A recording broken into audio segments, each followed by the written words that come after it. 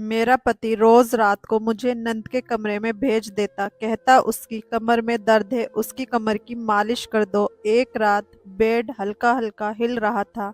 मैंने आंखें खोल कर देखा तो मेरा पति नंद के मेरी नई नई शादी हुई थी। अभी मेरी शादी को एक हफ्ता मुश्किल से हुआ था कि मेरा पति मुझे रोज रात को अपनी नंद के कमरे में भेज देता और कहता कि उसकी कमर की मालिश करो, उसकी कमर में बहुत दर्द रहता है। मेरी नंद अंधी थी, इसलिए हर वक्त अपने कमरे में पड़ी रहती थी। रात को सोते हुए उसके कमरे के बाहर ताला लगा दिया जाता था। जब मैंने अपने पति से पूछा कि आप अपनी बहन के कमरे में बाहर से ताला क्यों लगा कर रखते हैं, तो पति ने कहा कि वह आंखों से अंधी है और देख नहीं सकती और उसे नींद में चलने की बीमारी है, और मुझे ये डर है कि कहीं वह रात के अंधेरे में नींद में चलती हुई कहीं बाहर ना निकल जाए। इस वजह से रात को सोते वक्त कमरे के बाहर ताला लगा देता हूँ। ये बात मेरे लिए काफ़ी हैरान करने वाली थी, लेकिन हकीकत यह है कि अक्सर लोगों को नींद में चलने की बीमारी होती है। इस हकीकत से मैं नज़रें नहीं चुरा सकती थी, मगर अब जब मैं अपनी नंद को कमरे में मालिश करने जाती थी तो उसकी मालिश करते करते मुझे उधर ही नींद आ जाती थी और मैं सो जाती थी। इसलिए मेरे पति कमरे को बाहर से ताला नहीं लगाते थे। शायद वह देखते थे कि मैं अपनी नंद के साथ हूँ, उसका ख्याल रख सकती हूँ, इसलिए वह कमरे के दरवाजे को ताला नहीं लगाते थे। लेकिन मुझे समझ नहीं आता, मैं तो तेल लगाते ही बिल्कुल बेफिक्र होकर वहीं पर सो जाती थी और हर रोज मैं खुद यही सोचती थी कि मैं यहाँ पर नहीं सोऊंगी। मेरी नई नई शादी हुई थी, मेरा पति मेरा इंतजार करता होगा, मगर मुझे मालूम नहीं हो पाता। मैं इतनी जल्दी सो जाती थी, मुझे कुछ होश नहीं रहता था। जब मेरी आंख खुलती तो सुबह का वक्त हो रहा होता और मैं अपने पति से माफी मांगती थी तो वह मुझसे नाराज नहीं होता था और बोलता था कि तुम मेरी बहन का इतना ख्याल रखती हो और सारा दिन घर के काम काज करके थक जाती हो, ऊपर से मेरी बहन की मालिश भी करती हो, तो इसलिए तुम्हें शायद वहां पर ही थकान के मारे नींद आ जाती है। इसमें नाराज होने की कोई बात नहीं। मैं बहुत खुश होती थी, मुझे इतना अच्छा पति मिला था, मगर फिर भी मैं ज्यादा वक्त अपने पति के साथ रहना चाहती थी। मैंने उन सब के दौरान एक बात ये नोट की थी कि मैं दूसरे कमरे में होने के बावजूद अपने कमरे के कंपैरिजन में बहुत जल्दी सो जाती थी। मैं जैसे इसकी कमर की मालिश शुरू करती थी, मुझे नींद का एक अलग ही नशा छा जाता था और मैं चंद मिनट में ही नींद की वादियों में खो जाती थी और मुझे बिल्कुल भी अपने आसपास का होश नहीं रहता था। मुझे नहीं पता था जिस तेल से मैं मालिश करती हूँ वह तेल हर रोज मेरी नंद के साइड टेबल पर कैसे मौजूद होता था। मैंने इस बात के बारे में एक दो बार अपनी नंद से पूछा भी, लेकिन उसने जवाब देना जरूरी नहीं समझा था। उसके बाद मैं चुप हो गई थी। फिर ख्याल आया, शायद राहुल ये तेल यहाँ रख जाते हैं क्योंकि उन्हें अपनी बहन की बहुत फिक्र रहती है। एक रोज में जिस वक्त नंद के कमरे में जाती थी उस वक्त से थोड़ा पहले ही कमरे में आ गई थी। मैं कमरे में दाखिल हुई तो मेरी नंद की पीठ मेरी तरफ थी। वह साइड टेबल पर रखे तेल के साथ कुछ कर रही थी, लेकिन जैसे ही उसको मेरी आहट महसूस हुई उसके हाथ एकदम ही रुक गए और वह हाथ पैर मारने लगी। मैं उसको ये करता देख एकदम से चौंक गई थी, लेकिन ऐसे लोगों की सोच ज्यादा तेज हो चुकी होती है। वे लोगों की सांसों से, उनके कदमों की आहट से ही पहचान लेते हैं कि वह कमरे में कोई और भी है, और यही सोच उसके साथ हुई और वह हाथ पैर मारते हुए बेड पर बैठ गई। लेकिन मेरी सोच मुझे कुछ गलत होने का इशारा दे रही थी। मैंने शक की निगाह से इस टेबल पर रखे तेल और बेड पर बैठी अपनी अंधी नंद को देखा और खामोशी से तेल उठाकर उसकी मालिश करने लगी, और थोड़ी देर में ही मुझ पर नींद का ऐसा नशा छाने लगा, मुझे किसी चीज का होश ही नहीं रहा और मैं फौरन ही उसके बराबर में लेट कर सो गई। सुबह जब मेरी आंख खुली मुझे दाल में कुछ काला लग रहा था। रोज टेबल पर तेल आ जाने, मेरे रात को एकदम से तेल लगाते ही सो जाना, फिर सुबह ही होश की दुनिया में लौटना, ये सब मेरे लिए ताज्जुब की बात थी। मुझे अपनी नंद से बहुत हमदर्दी थी, लेकिन अब सब कुछ ठीक लग रहा था। मुझे कोमल पर शक हो रहा था कि वे अंधी नहीं है। मुझसे ये घर वाले कुछ छुपा रहे हैं, मेरा पति भी, मेरी सास और मेरी नंद भी। मैंने आज सोचा था आज सब जानकर रहूंगी। मैंने दिन में ही दिमाग में पूरा प्लान तैयार कर लिया था कि रात को जैसे ही मैं इसके कमरे में जाऊंगी वह तेल बदल दूंगी। मेरा प्लान पूरा तैयार था, अब मुझे इसे पूरा करना था। मुझे रात का बड़ी बेचैनी से इंतजार था। जैसे ही रात हुई मैं उसके कमरे में दाखिल हुई, वह सामने वैसे ही हरकत में बैठी हुई थी। मैंने अपना हर रोज वाला रवैया किया और तेल को हाथ में लिया। उसने रोज की तरह ही मुझे कोई जवाब नहीं दिया था, चुपचाप उल्टी लेट गई थी। लेकिन आज मुझे तेल लगाना नहीं बल्कि गिराना था, और मैं अपने प्लान के मुताबिक थोड़ा सा तेल उसकी कमीज के दामन पर गिरा दिया, जिसके मुताबिक वह फौरन उठी। मैं एक्टिंग करते हुए माफी मांगने लगी और उसको पकड़कर वॉशरूम की तरफ चल पड़ी। उसको वॉशरूम में ले जाते ही मैं फौरन ये बोलकर बाहर आ गई कि मेरा दुपट्टा बाहर रह गया है, मैं लेकर आती हूँ। और बाहर आते ही मैंने वह तेल तो बाहर मौजूद था, उसको अपने साथ लाई हुए तेल से बदल दिया था और जल्द से जल्द बाथरूम में दाखिल हो गई। मैंने ये तेल कुछ सेकंड में ही बदल दिया था और बिल्कुल प्लान के मुताबिक इस तेल को साफ करके मैं कमरे में ले आई और रोज की तरह उसकी कमर की मालिश करने लगी। और हर बार की तरह जैसे मुझे नींद आ रही होती थी, आज ऐसा कुछ नहीं हो रहा था। मुझे आहिस्ता आहिस्ता बहुत कुछ समझ आने लगा था, लेकिन मैं हर रोज की तरह ही नींद की एक्टिंग की और उसके बराबर में जाकर लेट गई। मैं बिल्कुल ऐसे लेटी हुई थी जो उसे अंदाजा ना हो कि मैं जाग रही हूँ, जबकि मैं हल्की हल्की आंखें खोल उसको देखने में मगन थी। वह बिल्कुल खामोशी से उल्टी लेटी थी और कोई हरकत नहीं कर रही थी, जिसे मुझे उस पर शक होता। मैंने और थोड़ी देर उसकी किसी हरकत का इंतजार किया, लेकिन जब वह बिल्कुल वैसे ही रही जैसे वह थी, तो मुझे अपने किए पर बहुत अफसोस हुआ कि मैं अपने शक की खातिर अपनी नंद को तकलीफ दी और इस बेचारी पर शक किया। मेरा दिल मुझे शर्मिंदा कर रहा था और मैं अपने रब से इस चीज के लिए अंदर ही अंदर माफी मांग रही थी और करवट बदलकर लेट गई। मुझे थोड़ी देर ही हुई होगी करवट बदले, मुझे जैसे महसूस हुआ बेड में कुछ हरकत हुई है। मैंने हल्की सी करवट लेकर दूसरी तरफ देखा तो मेरी नंद मेरी तरफ पीठ कर कर बैठी हुई थी। मेरा दिल धक से रह गया। जिस बात का मुझे डर था, जिस चीज का मुझे शक था, वह साबित हो रहा था। वह बिल्कुल आराम से खड़ी हुई और सीधा वॉशरूम गई। मेरी आंखें पथरासी गई थी। जो लड़की बिना किसी और की मदद की दूसरी जगह बैठ नहीं सकती थी, वह बिल्कुल आराम से आम इंसानों की तरह वॉशरूम जा रही थी। मैं अपनी जगह से हिल भी नहीं पाई थी। मुझ में तो अब इतनी ताकत भी नहीं रही थी कि मैं उठकर इससे ये सवाल कर लूं। मैं खामोशी से लेटी उसको बाहर आने का इंतजार कर रही थी। वह बिल्कुल नॉर्मल लोगों की तरह थोड़ी देर में बाहर नजर आई और शीशे पर खड़ी होकर अपने चेहरे पर मेकअप करने लगी। मेरे लिए ये सब एक सांस रोक देने वाला कारनामा था। जिस नंद को मैंने बिना किसी की मदद के कोई काम करते नहीं देखा था, वह बिल्कुल हमारी तरह, हम लोगों की तरह जिनके पास आंखों की रोशनी होती है, सारे काम कर रही थी। वह कदम कदम चलकर मेरे पास आई और झुककर मेरी तरफ देखने लगी। उसने अच्छे से हाथ हिलाकर मेरे मुंह को चेक किया कि कहीं मैं जाग तो नहीं रही हूँ। जब उसे यकीन हो गया कि मैं पूरे तौर पर सो चुकी हूँ, तो उसने मेरे साथ वह किया जो देखकर मेरी आंखें पथरा गई और मेरे होश उड़ गए। मेरी माँ ने मुझे शादी के वक्त अच्छी तरह समझाया था कि अगर आप अपनी शादीशुदा जिंदगी में खुश रहना चाहते हो तो अपने ससुराल वालों को भी आपको अहमियत देनी होगी। माँ का कहना था कि सास माँ जैसी होती है और ससुर बाप जैसे, तो नंद और देवर बहन भाई जैसे होते हैं। मैं वैसे भी काफी रहम दिल थी, सबका ख्याल रखती थी। मैं अपनी जिंदगी में बहुत खुश थी, क्योंकि मैं अपने ससुराल वालों को खुद से बढ़कर समझती थी, जिसकी वजह से मेरे पति मुझे बेइंतहा मोहब्बत करते थे। मैं उस वक्त बहुत खुश नसीब महसूस करती थी, लेकिन मेरी इस बात को मेरे पति और नंद ने अपना फायदा बना लिया था। जब मैं शादी होकर इस घर आई थी, तो मेरी एक नंद अंधी थी, उसको कुछ भी दिखाई नहीं देता था। उसके सब काम कोई ना कोई कर देता था। मुझे इस बेचारी पर बहुत तरस आता था।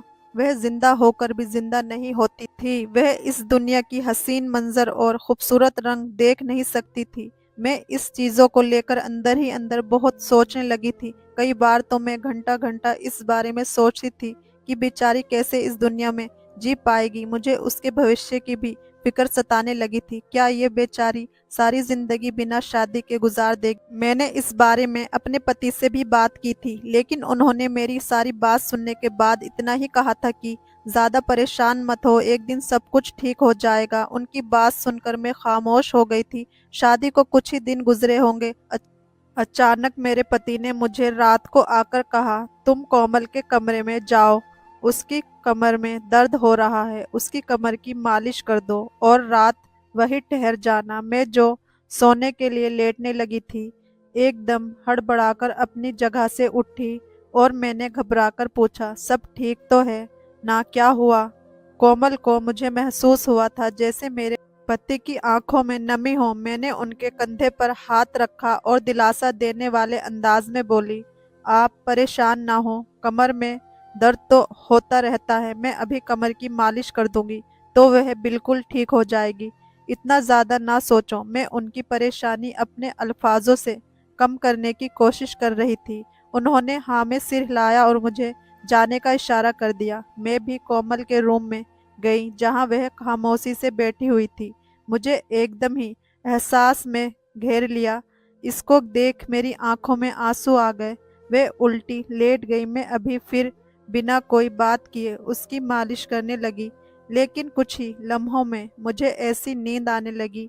मैं जल्दी जल्दी इसकी मालिश पूरी की और उसके साथ ही लेट कर सो गई। मेरी आंख सुबह ही खुली जब वह वॉशरूम जाने के लिए किसी का इंतजार कर रही थी। मैं उसको वॉशरूम लेकर गई और बाहर आकर अपना काम करने लगी। दिन ऐसे ही गुजरते गए और मैं अपनी नंद की रोज कमर की मालिश करने लगी। काफी दिन हो गए थे, लेकिन इसका दर्द ठीक नहीं हो रहा था और मुझे भी रात में अपने पति की याद सताने लगी थी। तब मुझे कुछ अजीब सा महसूस हुआ। मैंने हर चीज पर गौर करना शुरू कर दिया। मैं खामोशी से हर चीज को जांच रही थी। तब मुझे महसूस हुआ कि यहाँ पर कुछ भी सही नहीं हो रहा है। मेरी सास, मेरा पति, मेरी नंद सभी अजीब लगने लगे थे। मेरी सास और मेरे पति अक्सर बातें करते, लेकिन जैसे ही मैं आती वह दोनों चुप हो जाते। मुझे महसूस होने लगा था कि वह लोग मुझसे कुछ छुपा रहे हैं, मगर अब मैं थक गई थी। हर रोज मुझे नंद की कमर की मालिश करनी पड़ती थी और इसी वजह से मैं थक कर वहां पर ही सो जाती थी। फिर मुझे ऐसा लगने लगा कि कुछ तो गड़बड़ है। मेरी नंद की हरकतें 2 दिन से मुझे कुछ अजीब लग रही थी, इसलिए मैंने तेल बदल दिया, ये देखने के लिए कि वाकई उसके दिल में कुछ है या सिर्फ ये मेरा वहम है। मैंने इस बात के बारे में किसी को नहीं बताया था, क्योंकि हो सकता था ये मेरा वहम हो। अगर मैं इस बात का जिक्र अपने पति से या अपनी सास से करती तो मैं ही उनकी नज़र में बुरी बन जाती। सबको ये लगता कि मैं अपनी अंधी और मजलूम नंद पर इल्ज़ाम लगा रही हूँ। इसलिए ये सब करके मैं सिर्फ अपने दिमाग से शक दूर करना चाहती थी। मगर जैसे ही मैंने तेल बदल दिया और सोने का नाटक किया तो हैरान रह गई। वह कदम कदम चलकर मेरे पास आई और आकर मेरी तरफ देखने लगी। उसने हल्के हाथ से हिलाकर मेरे मुंह पर फेरते, कहीं मैं सोई हूँ या नहीं। जब उसे यकीन हो गया कि मैं सो चुकी हूँ तो वह दूसरी तरफ गई और साइड दराज से एक मोबाइल फोन निकाला और किसी का नंबर डायल करने लगी। यह मेरे लिए एक और झटके की बात थी कि बिना किसी परेशानी के मोबाइल यूज कर रही थी। और सबसे बड़ी बात यह थी कि इसके पास मोबाइल आया कहाँ से, जबकि इसके पास तो कोई मोबाइल फोन था ही नहीं। और वह किसी लड़के से बात करने लगी और उसके बोल रही थी कि मेरी भाभी बेहोश हो गई है, अब तुम जल्दी से आ जाओ, वैसे तुम्हारे तेल में कोई जादू है। उसको लगाते ही भाभी एकदम से रुड़क जाती है। अभी वह गहरी नींद में सो रही है और मेरा भाई भी सो रहा है। जब से मेरी भाभी मेरे साथ सोने लगी है तो भाई पीछे दरवाजे को ताला भी नहीं लगाते। उनको यही लगता होगा कि भाभी मेरी रखवाली करती है, चौकीदारी करती है और सारी रात वह जाग रही होती है। उनको क्या मालूम कि भाभी तो कमरे में आते ही सो जाती है और मैं अपने भाई को तो सबक सिखाकर रहूंगी। उसको लगता है कि कमरे की बाहर से ताला लगाने से, सिर्फ मोबाइल छीनने से मैं उसकी हर बात मानूंगी, लेकिन यह उसकी भूल है। वह तो ये भी नहीं जानता कि मैं 1 साल से अंधी बनने का नाटक कर रही हूँ। उसको जरा भी भनक पड़ जाती तो वह मुझे मार डालता। उनको यही लगता है कि इस हादसे की वजह से मेरी आंखें चली गई हैं। ये सब सुनना था कि मैं और हैरत में पड़ गई थी। मुझे यकीन नहीं आ रहा था। पिछले 1 साल से मेरी ननंद अंधी बनने की एक्टिंग करके सारे घर वालों को बेवकूफ बना रही थी और सबकी हमदर्दियां बटोर रही थी।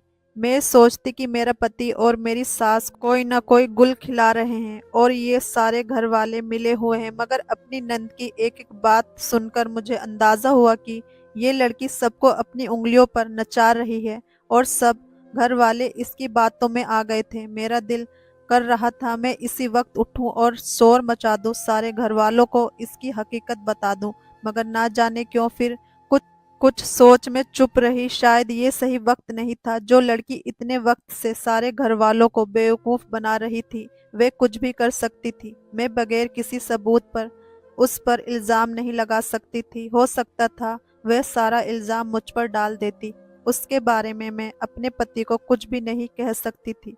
मेरे पति को यही लगता कि उसकी बहन बेगुनाह है और मैं जालिम भाभी बनकर उसकी बहन के साथ दुश्मनी कर रही हूँ, क्योंकि नंद भाभी का रिश्ता ही इतना कड़वा होता है। मैं बगैर किसी ठोस सबूत के अपने पति को कुछ भी नहीं बता सकती थी। इसलिए मैंने बेहतर यही समझा कि इसी तरह सोने की एक्टिंग करती रहूं। मेरी नंद देर देर तक इस लड़के से फोन पर बातें करती रहती और उसको बार बार घर आने का कहती रही। लड़का शायद आगे से डरा हुआ था। वह इस तरह रात के अंधेरे में घर के अंदर नहीं आना चाहता था, क्योंकि उसे पकड़े जाने का डर था। और तब मेरी नंद उसे बोल रही थी कि तुम परेशान मत हो, मैं सारे घर वालों को नशा देकर बेहोश कर दूंगी और तुम आराम से मेरे घर चले आना। कितने वक्त से हमारी मुलाकात नहीं हुई। ये बातें सुनकर मुझे बहुत ज्यादा अफसोस हो रहा था। बेवकूफ लड़की कैसे रात के अंधेरे में सारे घर वालों को बेहोश करने का प्लान बना रही थी और गैर लड़कों को अपने घर में बुला रही थी। ऐसा लगता था जैसे शैतान पूरी तरह से इसके दिमाग पर हावी हो गया है, या फिर इश्क का भूत इस कदर सर पर चढ़कर बोलने लगा है कि इससे कुछ सही गलत का अंदाजा नहीं हो पा रहा था। और मैं इस लड़के को बगैर देखे समझ सकती थी कि वह इसके साथ सिर्फ वक्त गुजार रहा है। वह लोग बहुत देर तक बातें करते रहे। एक वक्त ऐसा आया कि मेरी नंद की आवाज पूरी तरह नशे में डूबी हुई थी। मुझे उसकी बातें सुनकर बहुत शर्म आ रही थी। मेरी नंद पूरी तरह से उस लड़के के चंगुल में आ चुकी थी। अब उसका सिर्फ एक ही हल था कि उसकी सच्चाई सारे घर वालों के सामने आ जाती। मैं चुपचाप खामोशी से लेटी रही, सुबह होने का इंतजार करती रही। इस रात मुझे मालूम हुआ कि रात कितनी लंबी थी, जो खत्म होने का नाम ही नहीं ले रही थी। जिस तरह मुझे सुबह होने का इंतजार था, ये रात इतनी ही लंबी होती जा रही थी। मुझे अजीब वहम से दिमाग में आ रहे थे। मुझे मेरी नंद से बहुत डर लग रहा था।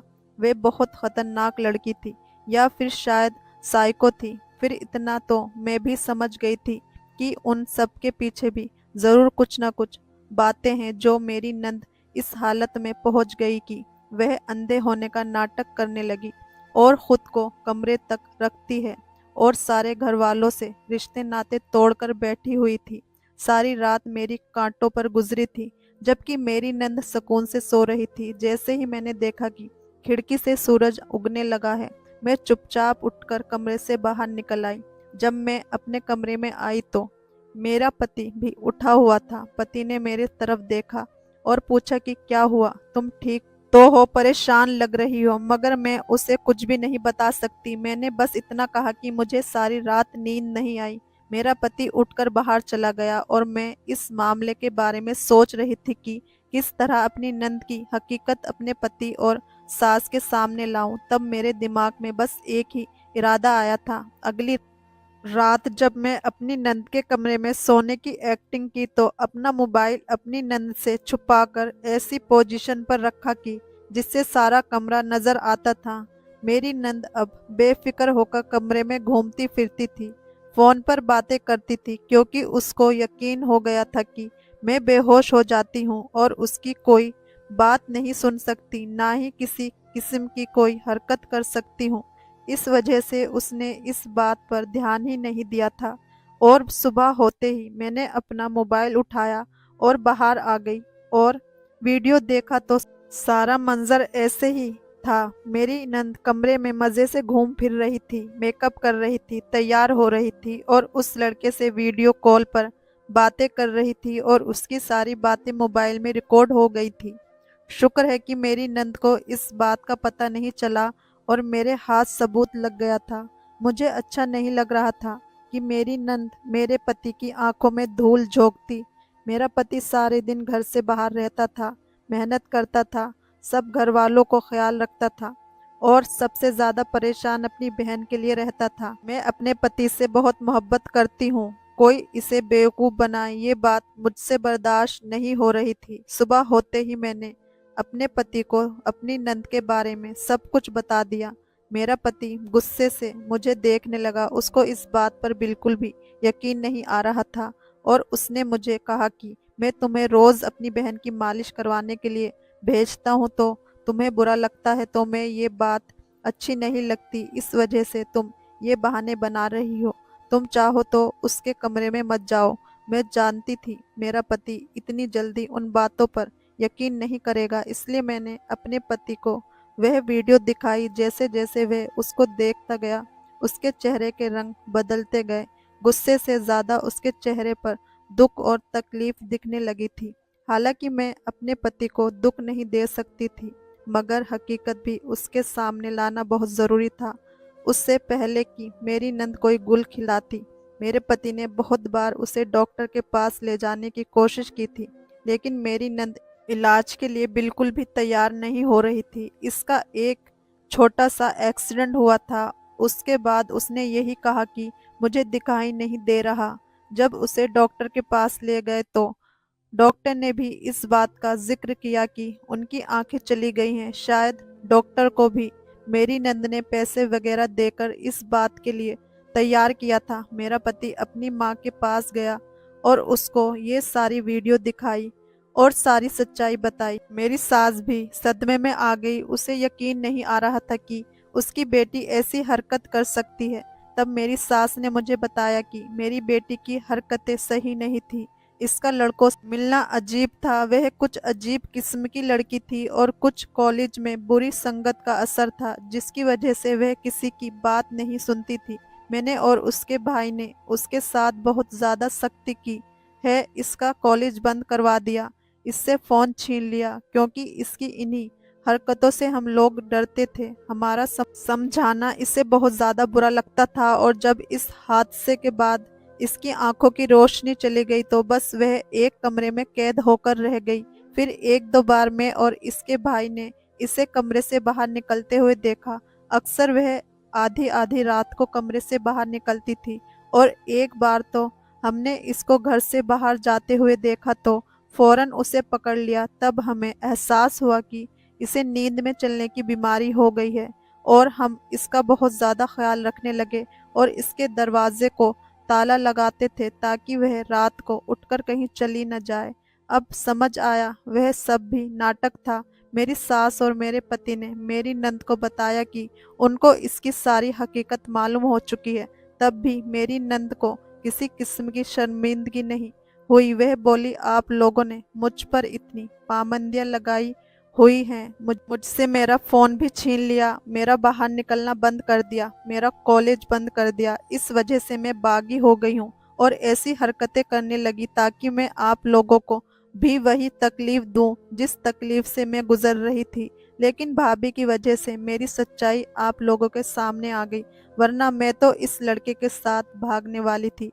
वह बेशर्मी से बोल रही थी। मेरे पति को अपनी बहन की बातें सुनकर बहुत बुरा लगा, क्योंकि एक भाई के सामने अगर बहन ऐसी बातें करे तो इस भाई पर क्या बीती होगी। मेरे पति ने अपनी बहन को कुछ नहीं कहा, ना ज़्यादा डांटा, ना इस पर हाथ उठाया। चुपचाप इस लड़के का नंबर लिया और उस लड़के से मिले और उसके घर वालों से बात की और उन दोनों की शादी करवा दी, क्योंकि मेरा पति और अपनी बहन को इस घर में रखने को तैयार नहीं था। इसे डर था कि कोई न कोई गलत कदम उठाएगी, क्योंकि वह बागी हो गई थी। इसे जितना भी रोका जाता उसको कोई फायदा नहीं था। मेरा पति मेरा बहुत शुक्रगुजार था कि मैंने सारी सच्चाई इसके सामने लाकर रख दी थी। दोस्तों, कहानी कैसी लगी कमेंट करके ज़रूर बताएं। वीडियो को लाइक, चैनल को सब्सक्राइब ज़रूर करें। धन्यवाद।